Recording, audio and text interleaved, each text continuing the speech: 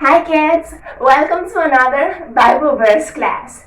Today's verse will be found in Genesis chapter 16 verse 13. But before we learn the verse, let's pray.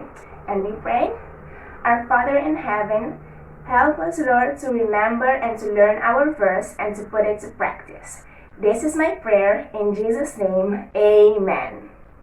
Genesis chapter 16 verse 13 says, You are the God who sees. Isn't that such a nice thing to know that God always sees us? Now let's learn the verse. I'm going to do it bit by bit, and after I say the piece of the verse, then you can repeat it after me, and that's how we learn the verse for today.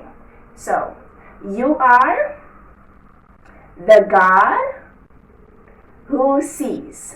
You are the God who sees. One more time. You are the God who sees. Now let's put where we can find the verse and the verse all together. So we can find the verse in Genesis chapter 16 verse 13. Okay? Well, let's say it all together now.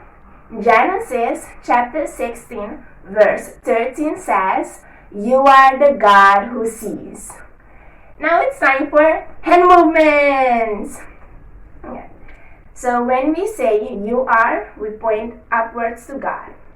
The God, we put our hands like this and we look up because we're looking at God. And who sees, we do like this. Okay? So, you are the God who sees. You are the God who sees. One more time.